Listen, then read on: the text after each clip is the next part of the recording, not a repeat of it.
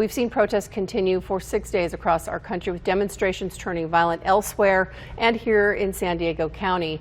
Joining us now to give us a little bit more perspective on what we're seeing, the deep frustration, the deep anger that's playing out across the country is Pastor Miles McPherson of the Rock Church. Are you there, Miles? I'm here. There you are. Nice to see you again today. Thank you for joining us on your one of your very busy work days. These protests just seem to be growing with no end in sight, really. Today was much larger than yesterday. It's here in our own backyard now. First, as you're watching it, what are your thoughts? Well, it's discouraging to see. It's discouraging to see the anger. It's discouraging to see the destruction. I wish we could have peaceful protests. It's very important that people do express their feelings, because we're all hurt over this. You know, we're hurt over what happened to George and Brianna, Ahmaud, but we're also now hurt over the destruction. You know, I preached today about my book called The Third Option, because we live in a very divided world, us versus them. And the third option is that we honor what we have in common. And one of the things that we all have in common is that we want to live in peace. And so I pray that we can all focus on something, that the future together, and what changes need to be made so we can live in peace.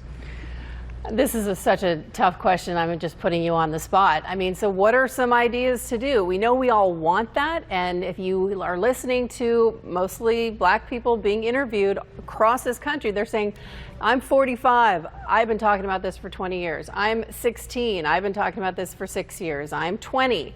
I mean, what's the answer? Well, I think criminal justice reform, and also the relationship between the police and the community, and police brutality. I mean, what that officer did to George was 100% wrong. And so, you know, he took so long for him to get arrested. He has a very low bail. I mean, there needs to be justice there, and then reform on how the police and the community get along. And when they have bad apples, because they're not all bad apples, but it takes just a few to stain the reputation of all the police, that they get them out. So you might be able to speak to this about the rage that people are feeling. I mean, you talk to people, you help heal people all the time. Yeah.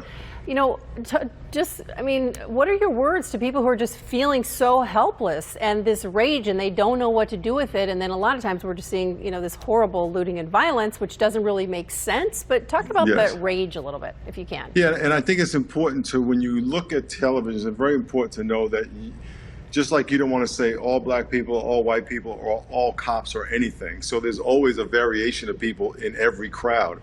And some people out there are mad because of what they've experienced. When I saw George killed, something was triggered in me that I never thought since I was a kid, the powerlessness I felt because of racism all my life. I never put that word on it. But when I saw that, I've cried every day.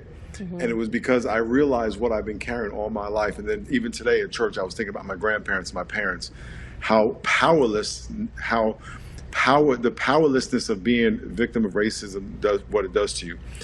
I didn't realize I was carrying that all my life until this week. And so some people are dealing with that. And then some people probably just want to start trouble. So there's a lot of different kinds of people, and it's hard to say, here's what all these people feel, therefore here's what you can do for all those people. But I know that's what I felt. Yeah, I heard a mom being interviewed and talking about, you know, her young son is 16 and she doesn't want him to go out in the car because she's afraid if he gets pulled over by the police and makes one wrong move, you know, something bad will happen to him. And how do you have that conversation with your kids? And I mean, that's something obviously I cannot understand or relate to, but it just struck me so deeply for people to have to live like that. Yeah, you know, in this book I talk about similarity training. One of the similarities we all have, is that we want to be safe. And some people, to them, safe is very different to other people. And so for me to say, tell me what safe is. Imagine if we can have conversations with people from different neighborhoods. Tell me what safe is to you. Tell me what life is like to you. When my wife was a little kid, she walked to school with a police escort because she was getting bullied going to school. She had to have cops take her to school when she was in elementary school. How many kids have that experience?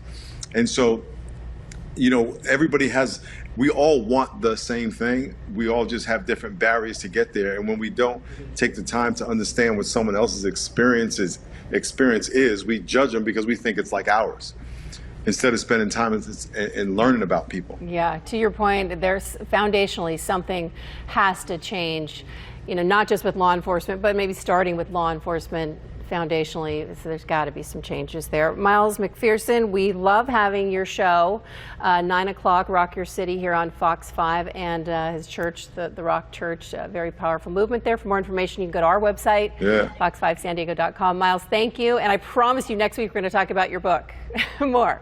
Yeah, I saw you 2 times this weekend. What's up? That's great. Thank you so much. God bless you. God bless you too.